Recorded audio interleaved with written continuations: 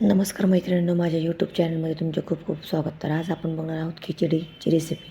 त्यासाठी लागणारं साहित्य आहेत कांदा, टोमॅटो, बटाटा, कढीपत्ता, कोथिंबीर, आलं लसणाची पेस्ट, त्याचप्रमाणे दालचिनी, लवंग, काळी मिरी. ड्राय मसाल्यांमध्ये आपण घेतलं आहे मीठ, हळद, लाल तिखट, घरगुती मसाला, धुतलेले तांदूळ. चला तर मग आता आपण खिचडी कशी करायची ते बघूया आणि साधी सोपी खिचडीची रेसिपी तुम्हाला माझ्या चॅनलवर दिसणार आहेत. प्रथम आपण कुकर गरम करण्यासाठी ठेवलं आहे. त्यात मोहरी, जिरं आपण ॲड केलेलं आहे. जिरं आपण टाकल्यानंतर जिरं चांगलं तडतडल्यानंतर आपण त्यामध्ये कढीपत्ता ॲड करणार आहोत. ठीक आहे. जिरं आणि मोहरी चांगल्या प्रकारे परतली गेलेली आहेत. त्यानंतर आता आपण कुकरमध्ये कढीपत्ता ॲड केलेला आहे. कढीपत्ता देखील चांगल्या प्रकारे परतून घ्यायचा आहे. कढीपत्त्याचा कच्चेपणा जाऊ तोपर्यंत कढीपत्ता चांगल्या प्रकारे परतून घ्यायचा आहे. त्यानंतर आपण टाकणार आहोत ते म्हणजे कांदा, खडे मसाले, दालचिनी, लवंग व काळी मिरी आपण त्यात ॲड करत आहोत. हे सर्व परतून घेतल्यानंतर आपण त्यामध्ये पुढे कांदा ॲड करणार आहोत. कांदा चांगला परतल्यानंतर कांदा, खडे मसाले, मोहरी, जिरं हे सर्व चांगल्या प्रकारे परतून तेलात चांगलं परतून घ्यायचं आहे. कांद्याचा कच्चेपणा जाऊस्तोपर्यंत आपल्याला कांदा चांगला परतून घ्यायचा आहे. बघा तुम्ही व्हिडिओमध्ये बघू शकता तुम्ही कांदा चांगल्या प्रकारे परतला गेलेला आहे. कांदा चांगला परतला गेल्यानंतर आपल्याला पुढचं साहित्य त्यात ॲड करायचं आहे. कांदा परतल्यानंतर आपण त्यामध्ये टोमॅटो ॲड करणार आहोत.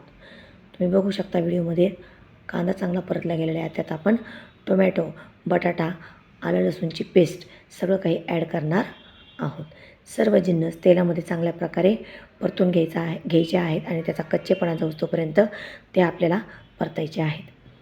सगळं काही परतल्यानंतर आपल्याला त्यात तांदूळ ॲड करायचे आहेत.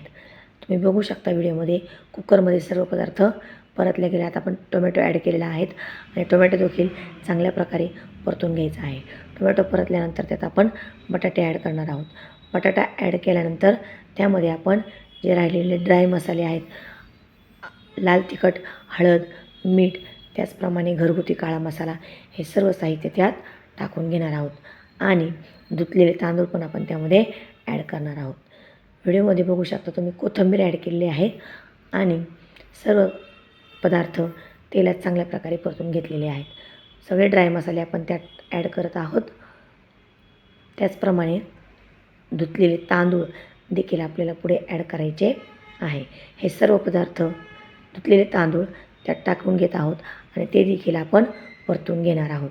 तांदूळ, मसाले व खिचडीसाठी लागणारे सर्व साहित्य एकजीव करून चांगल्या प्रकारे तेलात परतून घ्यायचे आहे.